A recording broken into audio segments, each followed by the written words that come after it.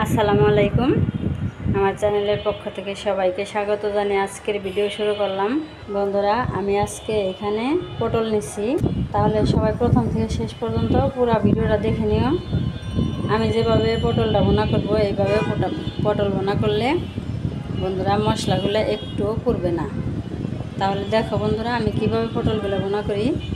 আমি এখন এই পটলের এই উপরের যে পাতলা চামড়াগুলো, এই চামড়াগুলো শুধু ফেলে দেব, তারপর আমি কেটে নেব। ততক্ষণ সবাই সাথে থেকো, আর যদি একটু ভালো লাগে একটা লাইক করে দিও। এই যে দেখো বন্ধুরা, আমি এইভাবে কিন্তু পটলগুলো কেটে নিয়েছি, একটু একটু কেটে কেটে দিছি যাতে ভিতরে মশলাগুলো ঢুকে যায়। এখন আমি এই পটলটা কীভাবে ভুনা করবো সেটাই দেখাবো। বন্ধুরা, পটল ভুনা করার জন্য আমি কড়াইতে তেল দিয়ে দিলাম। এখন আমি দিয়ে দিলাম লবণ। এখন বন্ধুরা, আমি সব পটলগুলো দিয়ে দিব। সবগুলো পটল আমি দিয়ে দিলাম। এখন আমি সুন্দর করে ভুনা করে নেব। এখন আমি সব পটলগুলো উল্টে দিব। এই যে বন্ধুরা, আমি সবগুলো পটল কিন্তু উল্টে দিছি।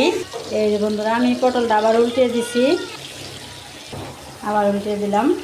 এখন আমি এই পটলটা কী করবো, আমি এখন এই পটলটা এইভাবে সাইড দিয়ে ভাগ করে নেব।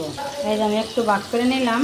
এখন আমি এর মধ্যে বাকি মশলাগুলো দিয়ে দেবো। কী কী মশলা দেবো সেটা দেখাবো।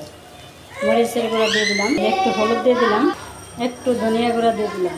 এখন আমি এই মশলাটা এই তেলের মধ্যে মাখাবো। এখন আমি সব পটলের সাথে মিলাবো।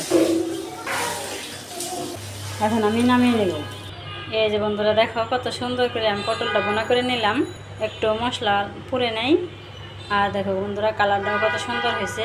আমার মতো এরকম করে খাবে, অবশ্যই ভালো লাগবো। আর ভালো লাগলে একটা লাইক করে দিবে। সবাই সুস্বাস্থ্য কামনা করছি। এতক্ষণ ধৈর্য ধরে কষ্ট করে যারা ভিডিওটা দেখলে সবাইকে অনেক অনেক ধন্যবাদ। আজকের ভিডিও এখানে রেখে দিলাম। সবাই ভালো থাকবে, সুস্থ থাকবে, সাবধানে থাকবে। আল্লাহ হাফেজ। আসসালামু আলাইকুম।